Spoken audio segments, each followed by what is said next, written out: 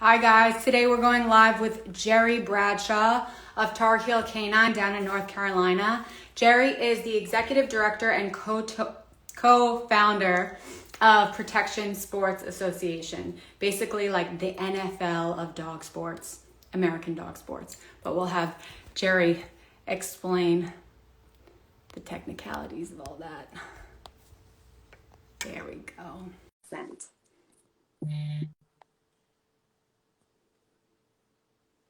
Hope everyone's doing great tonight. Hey, Hey, how are you? I'm good. How are you? Doing well. Thanks so much for joining us tonight. No worries at all. Sorry for my technological ineptness. All good. Improvise. So I want to start talking about your career path and how you got to where you are today. Sure. I started out my adult life in graduate school. I was studying to be a professional economist and a college professor. And long story short, I was at UNC Chapel Hill doing my last I guess my fifth year. I'm sorry, at in my PhD program, and I kind of got hooked on dogs. I ended up earlier in my fourth year, I got my house broken into, and so I went and got a dog. I'd never owned a dog in my life before. Found a little dog that looked kind of like a Malinois, and thought it might be, because it was a shepherd mix, thought it might be a good, guard dog for the house, since my house got broken into. And it turned out she was a terrible guard dog. She was too really friendly. And I started taking her to obedience classes, just for general training once I got her. And I really started to fall in love with just training her and spending time with her. And then I started doing a little bit of apprenticeship with the instructors that were at the Animal Protection Society in Chapel Hill, and helped them teach some classes. And then I still had the unresolved guard dog issue, so I found a dog that looked like Penny, my first dog, and that happened to be a Belgian Malinois. So I called some breeders, and most of them thought I was crazy and inexperienced to have a Malinois, of course. And but I ended up finally finding a breeder in Canada who I later became friends with, and then I ended up getting a dog from him, a puppy, and he made me promise that I would go to a Schutzhund club if I got the dog, and I did, and I found the Raleigh Schutzhund Club, and a bunch of really high-level trainers were training there at the time, and kind of got hooked on dog sports, and kept training both my dogs, and eventually got a third dog, got another Malinois that was older, from the same guy. And I was impatient. I really wanted to put titles on my dog, and so I got an older dog. It had a lot of problems, and mainly big tracking problems. And so I kind of really immersed myself into trying to get that dog titled, and sort of took off from there. Ended up taking my puppy to Schutzhund 3 and took him to nationals in '96, and we came in 22nd place out of a field of like 60 or 65 competitors. So that was great. And then he got injured, and over a period of time, I ended up deciding that I wanted to go into a different type of competition. And by that time, I had started my business, and a few friends I'd made in the industry, and Joe Morris and I decided to start PSA, and then that kind of happened. And by that time, I had another competition dog, another two competition dogs, and I started showing them in PSA. And it was small back then. There's only like his club and my club started out that way for like the first year. And then a lot of people started coming out to the competitions that we had at our clubs, and they wanted to get involved. And so we started adding clubs, and we formalized all the rules. And, that was back 2001 when that happened. And so, it was a pretty monumental thing that we ended up doing, because it, over the intervening, 20 years, it got really, really busy. And so we've had a lot of interest all over the country, all over the world. And, so it's been a pretty cool ride so far. And in the meantime, I built up a pretty good business selling police dogs and pet training, and our school for dog trainers and so forth. So it's been busy ever since I left my graduate program to become a dog trainer. Very cool. Great story. Um, so I kind of have the interview kind of structured in a particular way. So I want to start off with the PSA stuff. Sure. So when you were first starting off, can you talk about the birth of it all and what kind of hurdles you ran into? Yeah, it was, like there are a lot of already well-established sports in the country, we had, French ring was well-established. Mondio was kind of just, getting more popular.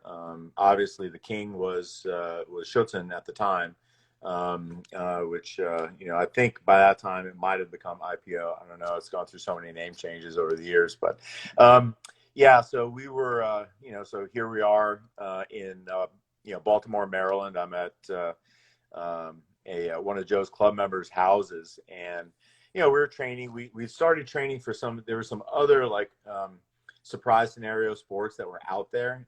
One called K9 Pro Sports, and then another one called NAPD, which was out in California, and it started to make its way East Coast. There were a few clubs, outside of California. And so we started, we dabbled a little bit in some of those competitions. And we always came away from those competitions saying, like, the idea of surprise scenario sport is great, but these sports are just not doing it well. And, we didn't like the way the judging was. Like, I came from a Schutzen background. I really liked the way Schutzen IPO judged, because basically the judge, does a critique at the end and tells you everything you did well and did wrong and why you lost your points and so forth. So it was like kind of transparent. And I kind of like that about the way IPO is judged.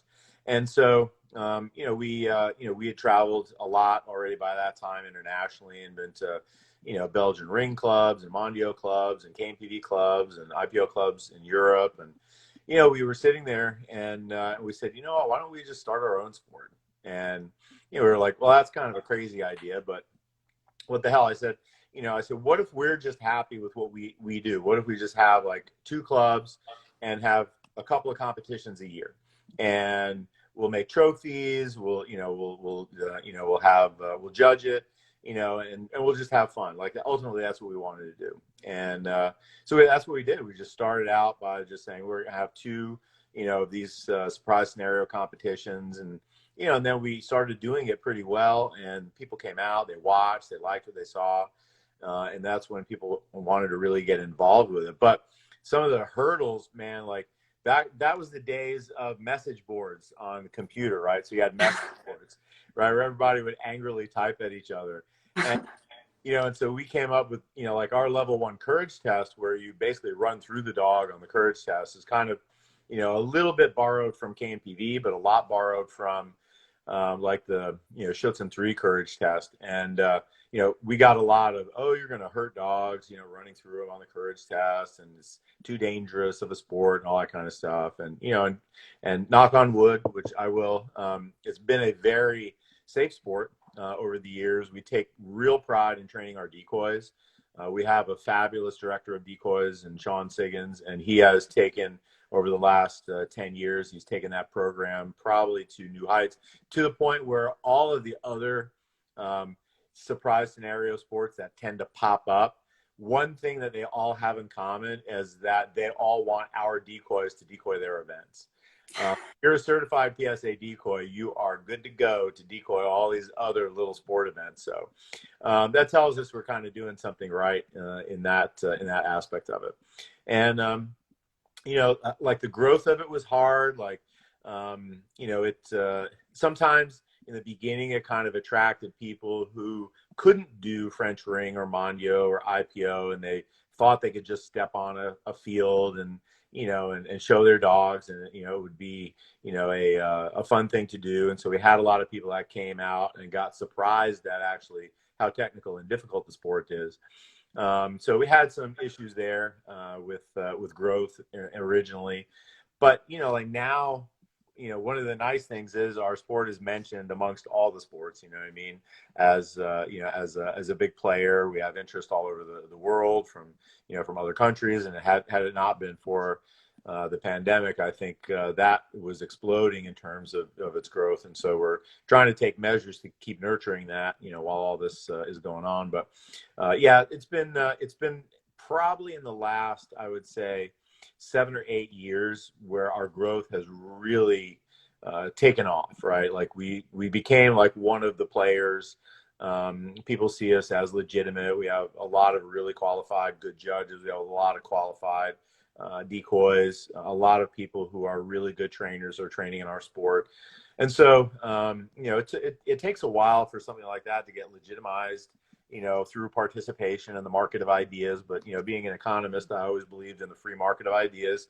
And if our idea was good enough, it would play out and be successful. If not, everybody else would squash us, and we'd go away with our tail between our legs. And, fortunately, it hasn't been that way. And I think we have a very open sport. We have a lot of people that have come from other disciplines. We encourage, unlike most other sports, we encourage our members to go show in other sports. We're like, if you want to go show an IPO, go ahead. You can be members in our organization and any other one. I like to say we are comfortable in our sport, in the sense that we don't think we have to legislate like some of these other sports do, that you can't compete in somebody else's sport to kind of hold on to them. I always felt like that was the Berlin Wall, trying to keep all your members in by building a wall around you, and I think that's ridiculous. So I think a lot of our members have competed in other sports, and some of them, even at our top level, directors and judges, have competed both in PSA and then gone over to like French Ring. John Katz does it. Some of the other high-level competitors have dabbled in other sports. But at the end of the day, a lot of them, they dabble in those other sports. They go to them and they're like, you know what, I think I'll just come back to PSA. And so sometimes it happens that way. And that makes me happy when I see that. I like everybody to do what they feel comfortable with and do what they want to do. But I think we have a lot to offer for most of our people that are in it. And I think that's what makes it popular and keeps it growing. That's awesome. Well done. Great work. Thank you. I think one of the things I love about PSA as a spectator, watching online, is, especially this last year, it has been so refreshing to see people outside, training with their dogs, competing, like fighting for something. It was very uplifting, and for me, gave me a sense of like a sense of normalcy. Like nothing else mattered. Whatever craziness was happening didn't matter. You're just working on this scenario with your dog. Right. Yeah. And I think that's important. Like you said, I think, a lot of people are, live in places where they're locked in their houses and they can't do anything, can't go out. And, it's refreshing. We had our doubts whether or not we were going to be able to have nationals last year. We did. It was well run. It was in Arkansas, Little Rock, Arkansas. It was a well run event, and we had a lot of people come from all over the country to participate from everywhere, and we had a great time. Had a great nationals, and despite all of the challenges of last year, our people really want to get out there and show. Like everybody's dying to get out there on the field. Like right now, when trials open up, like when it gets announced, they get booked and closed out. Like we have, up to 25 spots per day for a 2-day trial. And within hours, my trial in May was filled up. I had a waiting list that was quite substantial after that. So, I think you're right. I think people are really thirsting for that normalcy of being able to, not just go out in the backyard and, and train with their dog, but also go to a trial and be around other people that do what you do. I think that's important. I think as human beings, we're not meant to be isolated at all. And when, we want to be around people that are like us, people that love dogs and, like to train dogs at a high level and compete and, put our training out there and have somebody else objectively look at it. Yeah, it's a big deal, I think. I'm happy that the directors and everybody in PSA is really trying to keep things moving forward. Mm-hmm. I think there's such a dedication aspect to it. And I think like community is so important, because when you're so obsessed with something, it's hard to talk about it with people that are outside of that circle. And then to, have a team or community to chat with and learn from is really, really healthy, inspiring, and just like good for the soul. So Oh, for sure, for sure. yeah. I think obsessed, crazy people, dog people, be around each other. You know what I mean? It definitely Hmm. helps you feel normal. Hmm. So on Instagram, have you ever gone to the hashtag like PSA? And do you ever Yeah, I scroll follow through? it, so I see a lot of the posts that pop up. Yeah, for sure. And what's it like for you scrolling through and seeing all the content? It's exciting, you know. Like back when we first started this in a backyard in Baltimore, just talking about it, you know, I never imagined it would grow to the extent that it has. But that's pretty much been true with everything that I've done in the dog world. Like I never expected my business to get as big as it has, or have the reach, or you know, all of that. And you know, it's I usually get choked up every nationals when I see, you know, when you see a room full of like, you know, 100 people at a banquet, you know, and our banquets are the best banquets in dog sport. I don't care what sport you come from.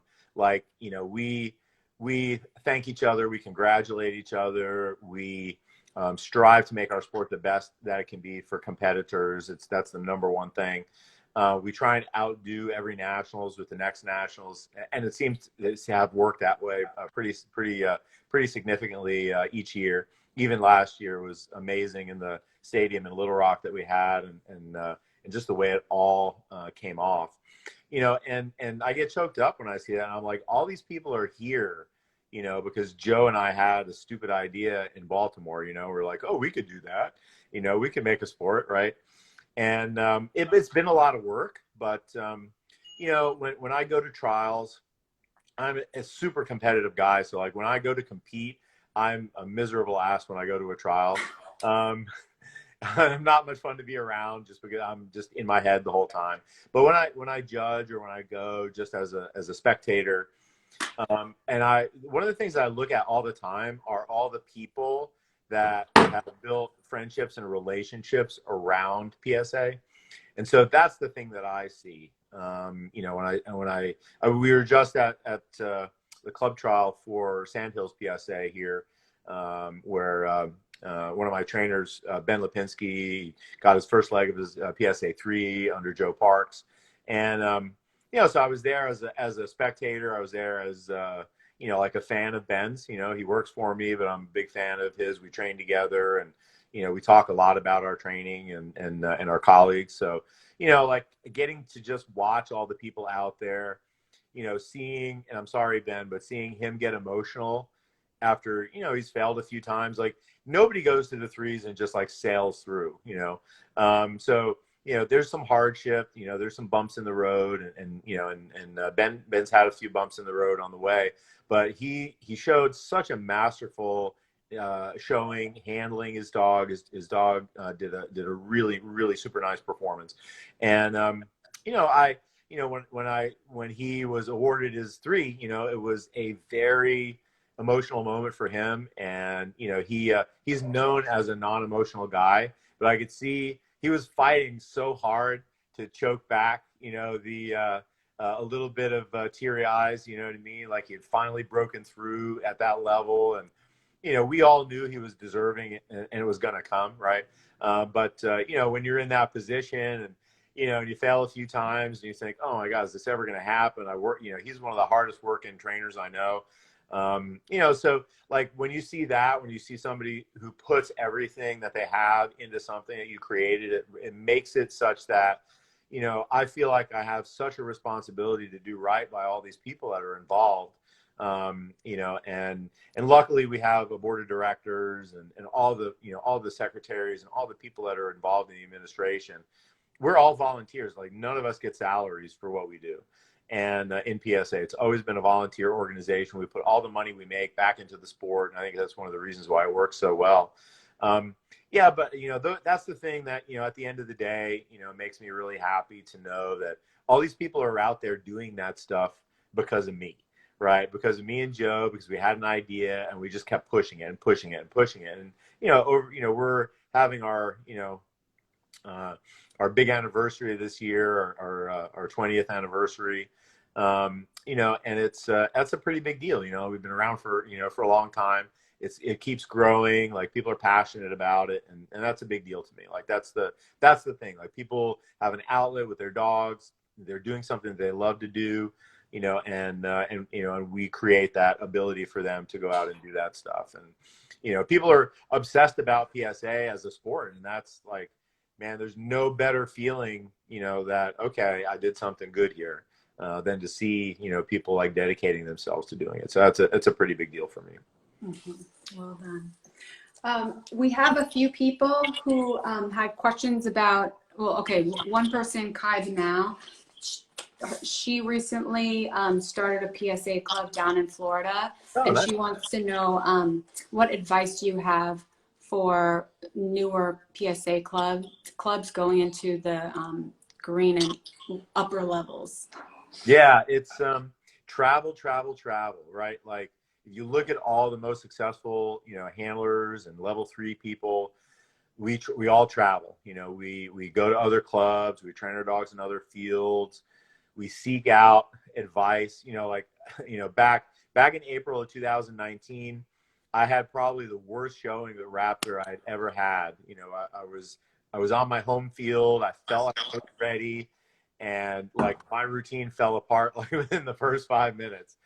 And my good friend and former head police dog trainer, Janet Edwards from State Line K9, was there.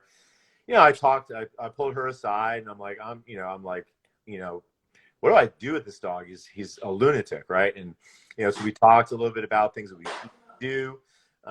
You know, I've talked with Ben, I've talked with Sean Siggins about it. I've talked with, you know, my girlfriend Taylor about it, you know, and we, you know, like, I've talked to a lot of people about different things, different strategies, you know, with my training. And I think that's one thing that you'll find amongst all the people at the high levels.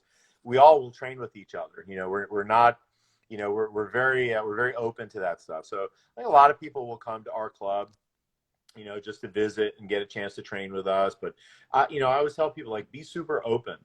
You know, be really open.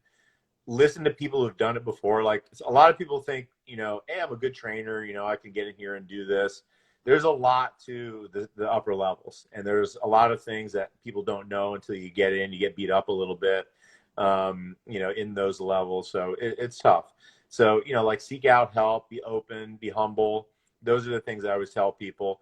And don't get like all wound up about, you know, like, whoever the training director is in your club should be somebody who's got experience, and maybe an experienced decoy or something like that.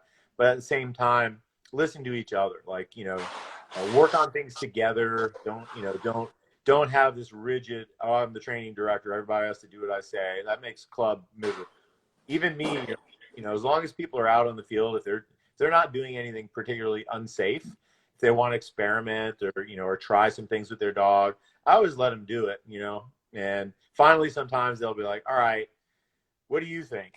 I'm like, okay, I could have saved you a few steps here, but, you know, here's, you know, here's how I would do it, right? And I always preface things like that when I'm working with trainers, because a lot of the people that are in my club are really good trainers in their own right already. You know, and I would say, here's what I would do. Here's how I would do this. And, you know, take it or leave it. Don't, like, get upset if somebody doesn't take your advice. I see that so often in clubs where, you know, you give somebody advice and they don't take it, and then people get all butthurt about it. You know, worry about you, run your own training. You know, if you're open and humble, you'll take advice from other people, but it goes both ways. You know, like, don't get all wound up if people don't take your advice. You may think you're the smartest dog trainer on planet Earth. That's great. You're not. You know, it takes a while to get out there and get beat up a little bit, especially in competition where, you know, you're going to fail a bunch. You know, some people get into it and, you know, and pass their first couple of trials and get a PDC and high scores, and, you know, then they do a 1 and they close it out in, you know, in a couple of trials, and then you get to the 2s, and now things start to be a little more difficult, and, you know, you may fail here and there, and it's just like, that's just the way it happens. I used to show people my scorebooks from my first 2 PSA 3 dogs, you know, and I was like, there were a lot of times I stepped on the field and didn't pass. But if you take all of those opportunities to, you know, to show your dog, and, you know, if you don't pass, those are all learning opportunities that you cannot pass up. Like when I had the worst showing of my career, and I say worst, like Raptor got out of hand, like off the starting line in the first, 100 yards of movement.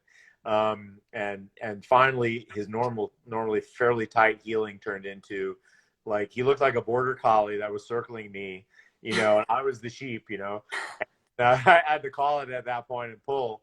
And, I was like, oh, wow, like that really didn't go as I expected. But it's really spawned Taylor and I to really dig deep into, all right, what do we have to do? How can we really rein this guy in? He's like a super, super high drive, very, very, very, very reactive kind of dog. And he's not an easy dog for this sport at all. I could have picked a lot easier dogs to train for level 3. And so, but we kind of worked on it and hammered away at it, and we found like a home zone with it. And then all of a sudden things started to fall together. And then in November of 2019, just a few months later, I showed at nationals and won nationals and got my first leg at nationals. And then I didn't show all last year, and then showed at nationals, and they got my second leg at nationals, and I retired him. So like that was like it was like almost 3.5 years at the level 3 with him, until I passed. And then we kind of passed in pretty big fashion, doing it at 2 consecutive national championships and, and winning nationals. So that was kind of a really cool way to end his career and to wrap things up with him. But there was a lot of hardship along the way. There was a lot of days where, I sat in my car, and, Ben and I talk about this, sometimes after training, you sit in your car and you're like, oh my God, like, is this ever going to happen? Right. And so I think if you take some of that advice, it'll be helpful. Like, work with each other, be partners, nobody has to be the boss necessarily, aside from like making sure things are safe and done well. But that's the best advice I can give new clubs. Thank you for that. Okay, now changing gears, can you talk about Tarheel Canine? Yeah, sure. So Tarheel I started out as a pet dog trainer, like a lot of people, right? So I was in a Schutzhund club at the time, training my personal dogs. That was my outlet. And I was spending so much time training my dogs in Schutzhund. I was tracking and doing obedience, and I was going to club 3 nights a week. I was also, in a top 20 graduate program in economics, and I was, trying to make a living, becoming a college professor.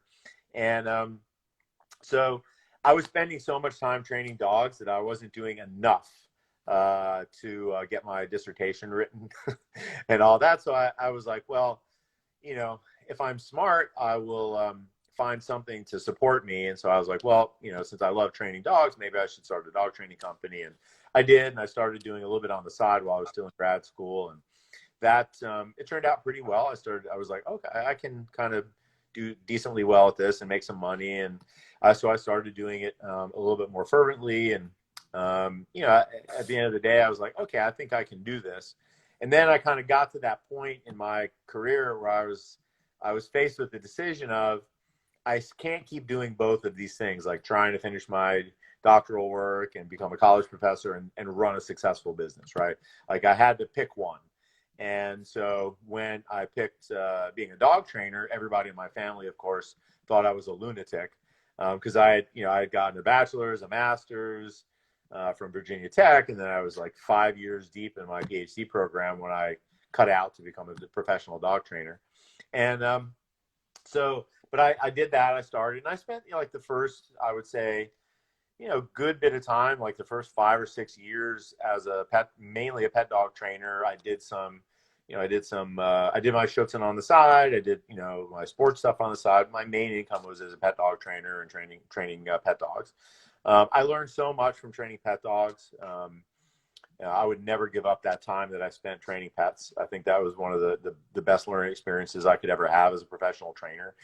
I always tell my students now that they're spoiled because they get to work police dogs that are selected to do all of the things we want them to do. Like, they got good nerves and high drives, and and then they have prey and defense, and they channel well and all that kind of stuff. And so, like, don't think you're a genius because you can get a Malinois to bite. You know what I mean? Like, that's not genius.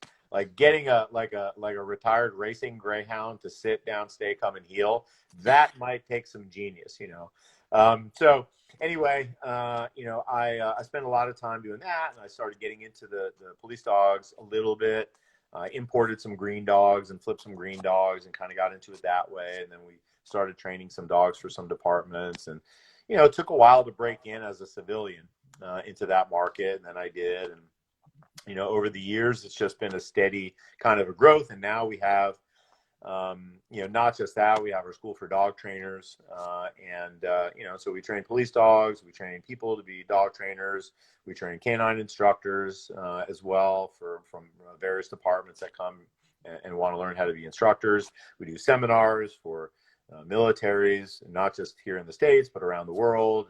And we do, you know, police department seminars and high-risk deployments and things like that. So we've got a fairly, you know, big business where we've got a lot of reach into a lot of different areas. But our mainstay is our police dogs and our dog trainer school. Still got a big pet dog program that we run out of here as well.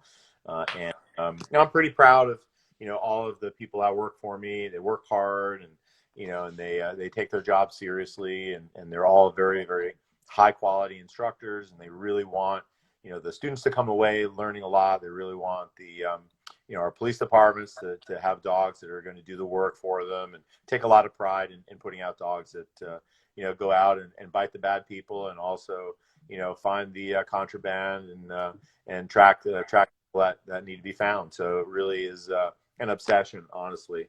I did, you know, for a time, I kind of got mired in running my business more than anything else, and got away from the training. I would do a lot of seminars and travel to do seminars, and, you know, and judge PSA and stuff like that. In the last couple of years, I refocused myself, and, you know, I said, why did I get into this? I didn't get into this to become like an administrator of a company, right? And so I hired somebody to help with all of the things I didn't want to do, from accounting to, you know, all the stuff that has to be done just to run a business. And so I have some help in that department. I still do all the contracting for us, and do a lot of the customer relations. But at the end of the day, you know, I found that I had to outsource some of that stuff so I could stay sane. And then what that did is it freed up a lot of time for me to be able to go back into training. And so now I go out and I train every single day, and I have done for the last, you know, 2.5 years or so.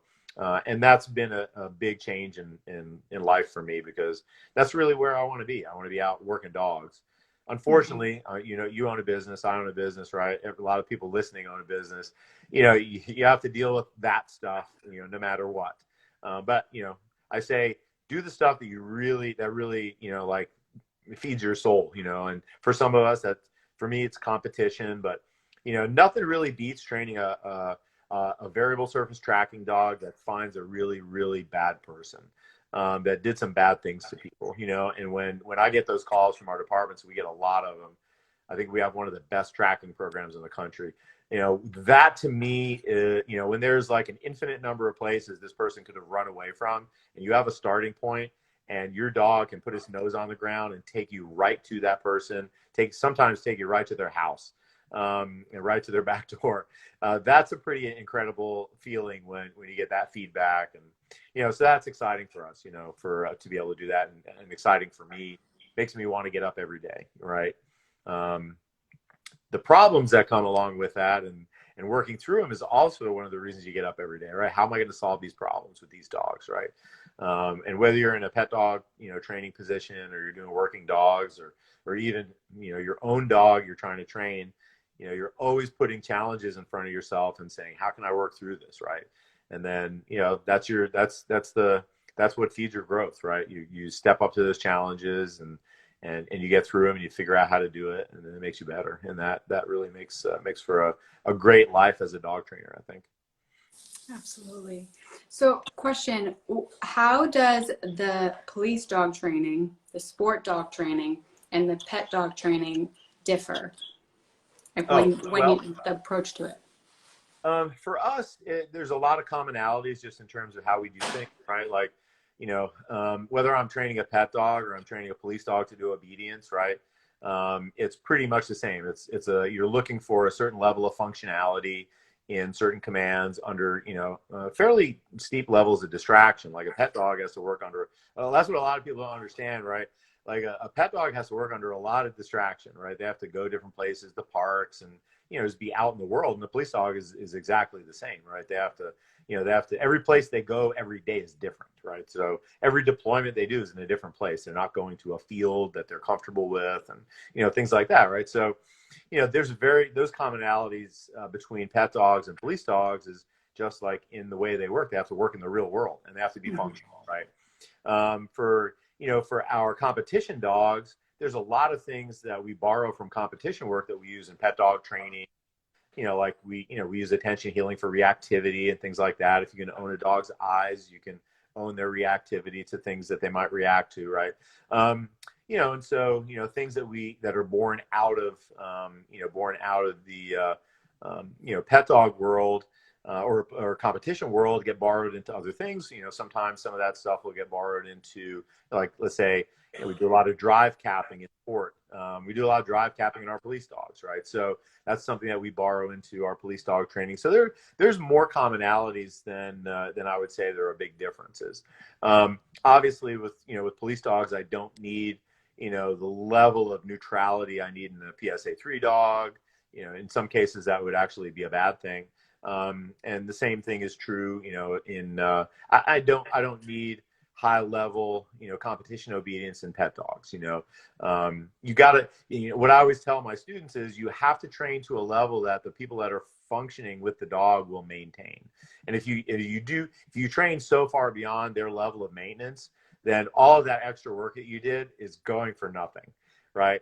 And if you train a pet dog to the point where it, has perfect attention healing and all that stuff, and then they stop rewarding it the right way, for the attention work, then all of a sudden all that goes away. Was it really worth the time and effort you put in the first place? So, if the dog, I always tell people, if the dog will stay and they'll come back, right, you're going to have a happy pet dog, client usually, right? And of course, you got behavior problems. And I told my students when I was giving a lecture the other week, a police dog is also a dog, right? It's also just a dog. And so you have police dogs that have behavior problems. So study all your pet dog information, because the stuff that you see, obsessive compulsive disorders, you can have a dog that gets nervous when the handler leaves the police car. They get a little separation anxiety because they're hanging out all the time, right? You can have dogs that get resource guarding issues and things like that, just like a pet dog. It can be a police dog that does it too, right? So all of those things that you learn in pet dog training can come to bear on a police dog just the same, right? So there's a lot of that crossover as well. So I really look at them all as very common. And when I teach people about all three of those areas, I try and stress the commonalities and then just call attention to the things that are going to be somewhat different. So they understand, that, yeah, there's going to be some differences. If I were to train a pet dog, I'm not going to train it to a level I would train a competition dog for sure. That's a lot of extra work, and you want to make sure that you're training efficiently, right? You're going to, and if I have a police dog handler, his workout, he's going to want efficiency, right? He's going to want to be able to deploy his dog and have it do the things that it needs to do. And beyond that, there's probably not a lot of fancy stuff that person really wants to do with their dog because they're busy working with their dog all the time. So, keep it simple, right? And work on the things that are important in their particular jobs, and usually it'll be pretty safe. Thank you. So on police dogs, can you talk about what value dogs bring to the police force? Yeah, sure. Like, I think the foremost thing they bring is they're called a force multiplier, right? Because if you think about having to find somebody who runs away from the scene of a crime, what could take hours and hours and hours and days and weeks of investigation and questioning, and just take manpower, for example.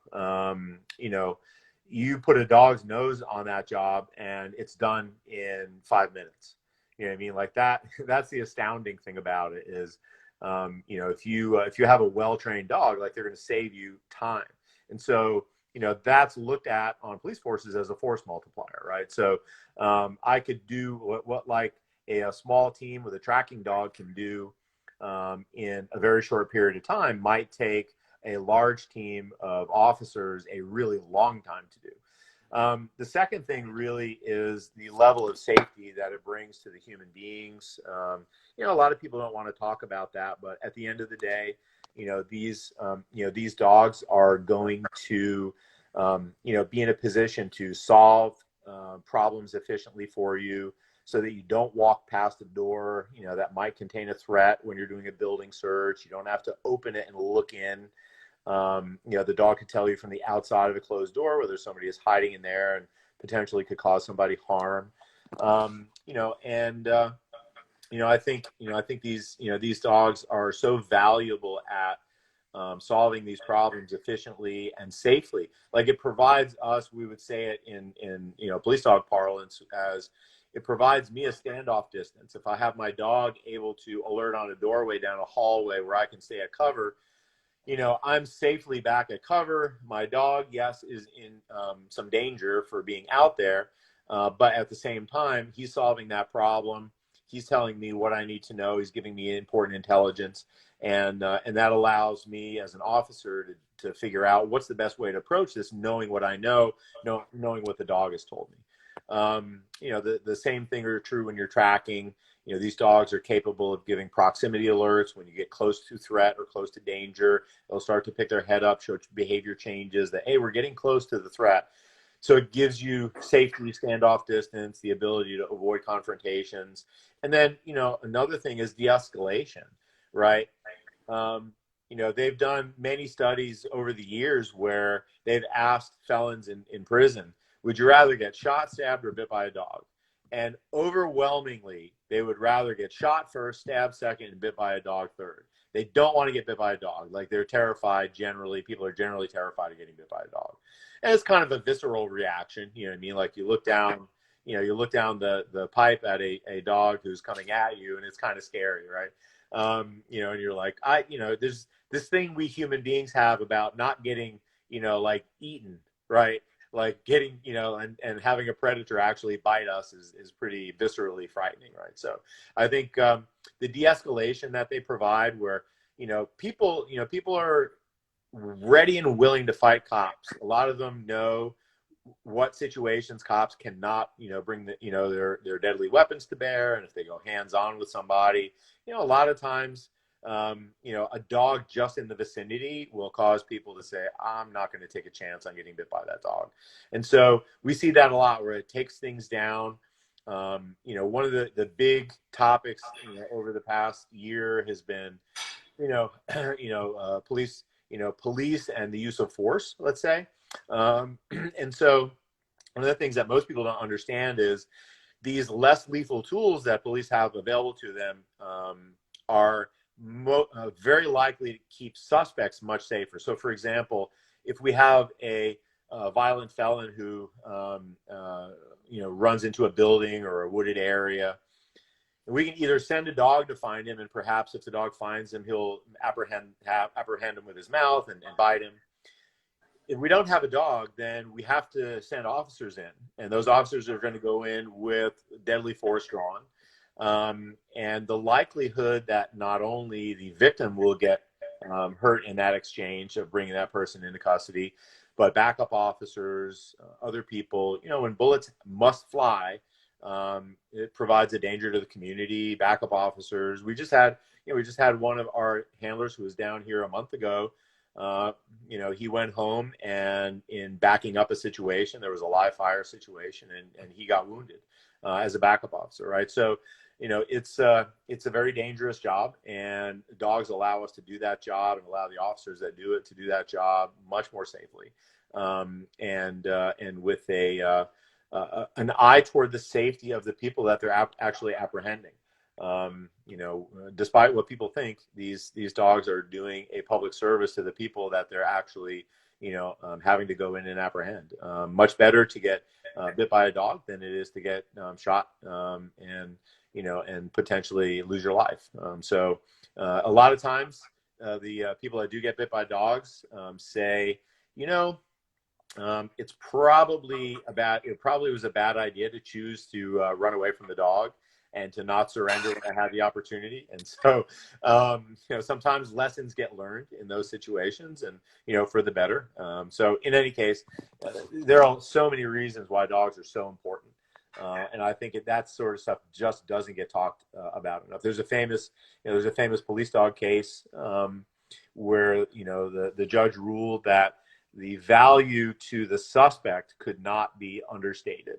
Not having to search a building with deadly force weapons at the ready, expecting an ambush, and a dog going in and making an apprehension, saves so many lives a year. You have no idea. A lot of people run from the police. A lot of people do bad things and run from the police, and they must be brought into custody. And dogs tend to do it extremely safely. There are, people sometimes like to point to a few instances or a few cases where somebody is hurt by a dog, and yes, it does happen, and sometimes people do have some permanent damage from it. But at the end of the day, it's a much better tool, and such a useful tool. Primarily, dog is a locating device that provides safety and standoff distance for the officers, and you can't find a better tool in use right now that does that. Truly an asset. It's so Truly, cool. yeah. So interesting. Okay. Out of all the different things that you train, I know you do a lot. What is your favorite thing to teach? Whew. I would say, like in the last couple of, like I used to hate IPO tracking. I hated, I won't say I hated it. I didn't like it. Which is one of the reasons that PSA does not have a tracking component to it. Exactly. I will say that for sure. Right. And so, but over the years, I would say about 7 years ago, when Sean Siggins, who used to work for me, he's the director of decoys in PSA. When he came, he was a former K9 handler for a lot of years. We'd known each other for like 15 years, and he came to work for me for the last 7 years. He brought with him a kind of a change in how we do our tracking program, and we invested in it, and it was one of the best things that was ever brought to our business. So we started doing this variable surface tracking, a lot of hard surface tracking, which to people that don't realize it, like, dogs can really track on hard surfaces. No questions, no questions about that. I've seen it myself. I see dogs do it all the time. It's pretty astounding. And so that has been something that I've really enjoyed in the last few years of really developing some really high level tracking dogs. Our other trainer, Ben, who I talked about earlier, he also a really good tracking trainer. He's turned out a lot of good tracking dogs from his training as well. And it's something I enjoy now. Like, it's a big challenge to me to really challenge the dogs, and now we're a couple, me personally, having gotten back into the day-to-day training, not just the problem-solving aspect of working with my trainers when things come up that they can't figure out, but the day-to-day of just grinding out these tracking dogs, I really enjoy it. And I love challenging them. I love seeing what their capabilities are, how we can push them. And so that's been a lot of fun for me. So I've really come 180 degrees on that. I like the tracking, now that we do, because really it's fundamentally useful. There's not a lot of, it doesn't have to look pretty, like IPO tracking kind of has to look kind of pretty. But I use a lot of the things that I learned back when I did IPO tracking in my police dog tracking now. Following an odor to conclusion is really something that's fun, and so that's a big deal. But at the end of the day, I'm a bite work guy, right? So I love bite work. I eat and breathe bite work. Like, that's a big deal to me. And so I enjoy teaching it. I love working the dogs. I love developing our police dogs. Every time we get a police dog that has an actual real apprehension, gets a real bite, like, man, I'm really happy about that. Very cool. Okay, Toonie 50. Jerry, how do you teach the dogs to be neutral to biting their fellow officers? A lot of it is contextual, you know. You have to, like, one of the things we use our students for a lot is, you know, stacking them, you know, in our hallways as we're moving the dogs from point A to point B, setting them up, you know, for building searches, area searches, things like that. I will not lie. There are a lot, like when you're developing these dogs and you have some really power dogs and they're not like fully neutral to back up and you're, you know, sticking yourself in those situations, you know, there's a lot of times where it gets a little bit scary. We had an instance with one of the dogs. We had a really, really nice dog that we were training for one of our departments, and she was doing a building search, and she was a really, really fast black Malinois, and you know, we were, you know, stacked up on a doorway. We let her go in. She's working the hallway, working down the hallway nice and systematically. And I kind of poked my head through like a little window and just to kind of get a little vantage point, just to see how she was searching. And just at that time, she had looked over her shoulder and saw me and came flying back and leaped, like launched through the window. And luckily, my one of my trainers and also my girlfriend Taylor was next to me, and she had a like a trash can lid from one of those Rubbermaid trash cans, and she slapped it up there just in the nick of time before she came sailing through the window and nailed me. But there have been a few close calls. We have a few close calls now and again when that happens. But you really have to. A lot of times it's just they have to see, you know, they have to see the team, you know, moving with them through the building. And then they start to learn, okay, if you're right next to me and behind me, you don't get bit. It's all the threats are in front, right? And so we have to set it up that way. And the dogs will learn after a time. Like sometimes they'll get frustrated searching if they don't find something. And then they look back and they see, oh, there's 3 people back there. That's easy. And they want to come flying back. And the handler, you know, we tell our handlers, you know, they have to be like a hockey goalie, you know, because the dog knows you. And sometimes you have to reach out there and just make sure they don't come flying back and nail us, right? But there are some scary moments that happen when we're doing that. But yeah, it's just like a lot of repetition and seeing them in the right spots, you know, that they're going to see their backup officers in, so they understand what's a threat and what's a friendly, and they start to feel it. And then once they get to their departments and they start working scenarios where, you know, the officers are dressed similarly to them, they start to make that connection, right? It's not just where they're positioned, but also they look like them, right? They're dressed similarly, and so they start picking up on some of that too. Okay, thank you for that. Tony Linderson, what are your thoughts on people having full-time jobs and working dogs?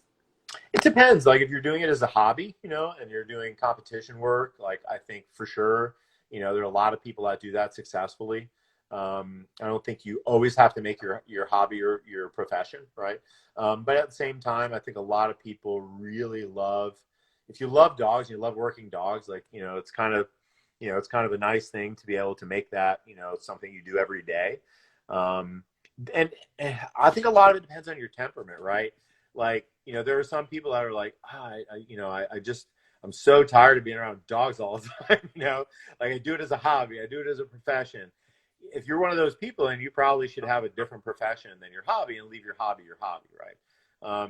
There is the possibility for some people that if you do your hobby thing as work, the fact that it's work might make it unpleasant after a time, but I think that's up to the individual, right? Like, for me, even 5-6 years in, I couldn't see myself going back to being a college professor, right?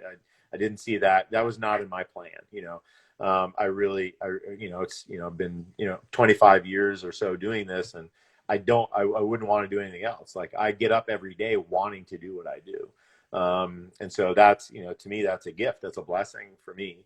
So yeah, I think it's really an individual choice, right? Okay. Nick Martucci, any advice for military handlers wanting to become established trainers in the civilian sector? Yeah, they have a really cool program now called Skill Bridge. Look into it. And as you get to the end of your term, you can intern with companies.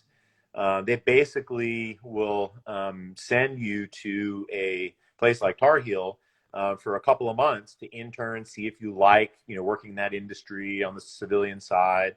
And so we just had a former Navy handler that came through and did 3 months with us, and he was already a trainer in the military, and so he kind of got to see the civilian side of the business a little bit. And then that's a good way to do it. A lot of people come to our school for dog trainers. Like we have a lot of people that come to us through vocational rehab after they get out and start their career by going through our school for dog trainers. That will set you up as with a skill set that you can then apply as a professional trainer. Pet dogs or working dogs or a mixture of both. Like I always tell my civilian, the people that want to go into training dogs, everything we do on the police dog side, tracking, detection, things like that, bite work, all has a component on the civilian side, right? I think, nose work, for example, if you know how to train detection dogs to find bombs and drugs, you can do nose work, right? And that's something you can offer your clients. It's a great outlet for dogs, gives them stuff to do, right? Tracking, like if you want to hold tracking classes, a lot of people are always looking for things to do with their dog out in the outdoors, right? We were talking about it earlier. Tracking is great. Go outside with your dog, lay some tracks, have them do it. You can do it down a busy road. You know what I mean? Like that's the cool thing about hard surface tracking. Like you can lay tracks everywhere. Like people must think we're ridiculous. Like they must think we have the worst dogs in the world when they drive by. We're on the side of highways and our dogs' noses are always to the ground and moving forward. They're like, why don't any of these dogs heel? They're always got their nose to the ground. They seem distracted, right? But we're out there doing this stuff all over the place. We're, tracking past businesses, and things like that. And, I think it's a cool thing to be able to get out there and do that kind of stuff with your dog, or, getting out there and doing sport, being with, like you said, with like-minded people, doing stuff that you love to do. Like, there's really nothing better than doing that, right? So, I think if you come to a class like ours and take like a master program and learn all of that stuff, there's always stuff that you can do to apply that in the civilian sector as well. Even if you don't do police dogs or working dogs, you don't have to do that. Where do you think the future of dog training is going? That's a hard one. It's a tough one, like there's, like everything nowadays is politicized, you know what I mean? So, it's like, everybody either wants to force you to do something or ban some shit. Like that's the new ethos in America. Everybody has to think the way I think. And, I'm a kind of leave me the fuck alone kind of a guy, you know what I mean? So, if you want to train with, treats and clickers and that's the only thing you want to do, fine, just leave me alone because I want to use an e-collar when I train my PSA 3 dog. And I'm going to use them on my police dogs because it increases safety. But at the end of the day, I think, as a trainer, you have to be working hard to make sure that the tools that you have access to are things that are going to be available to you. And you have to be a little political. You have to join some organizations that are lobbying for that kind of stuff. But I think the future of dog training is more and more high level stuff. Like one of the things I'm so impressed with is in 20 years, what has happened in the quality of PSA training, for example, is astounding, right? Like I always felt like my first two PSA 3 dogs were back in 2003, 2004, right? Like a lifetime ago for a lot of people. And so I always felt like, I was like the Babe Ruth of PSA, right? Like, you can like put on the highlight reel, the black and white movie and see Jerry working his dogs back in 2003. You know what I mean? And so I always felt like if I didn't, get a PSA 3 in the modern era, right, then I'd fallen behind, right? So that was a lot of my impetus to get Drago and Raptor and be, pushing them through to their titles in the last 5 years. So that's something, right? But I'm really impressed with the level of training. I'm also really impressed with the level of the use of motivation. Like, the trainers, we're training police dogs, right? And so one of the cool things is you come out and watch us train police dogs, and we've got hot dogs and clickers, and we're doing all this cool motivational stuff, laying foundation and groundwork for these dogs to be super successful. The yank and crank of yesteryear in police dogs is kind of over, and so I'm really proud of that. Like we're bringing a lot of these new good technologies to bear on, on training dogs. And when I say technology, this is a way of doing things. And so, there's so much good information out there nowadays, that, I think if everything continues to go that way and people leave us alone, it's going to get much, much more motivational. I think, the electronic training that we do is so good at like communicating with dogs nowadays and communicating at distances with them. It's not like, people sometimes make it out to be like punishment-based training and stuff. It's really, really communication. And we're getting so much better at communicating with dogs. And I think that's a huge part of it.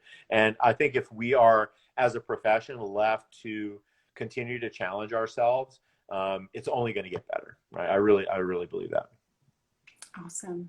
Well, thank you so much for all your work in the dog industry, PSA, police dogs. You really are an asset. So thank you. I love it. And it was really fun getting to meet you, and thank you for inviting me on. I hope we stay in touch. And, anytime you're out in North Carolina, just shoot me a message and come on out and check out what we do. Thanks to all the people that jumped on. And I see my buddy Eric from K9s is on. Like anybody who is out in the area, you want to stop by, say hi, join. If you're a PSA trainer and you want to come to our club and pop in, do some training with us, let me know. All the PSA people that came on tonight, thanks. And anybody who is interested, come out, find a PSA club, get out there, and start training your dog. It's a lot of fun. Awesome. Thank you so much, Jerry. All right. Thank you. You take care, Jillian. It was nice to talk to you. Take care. Bye.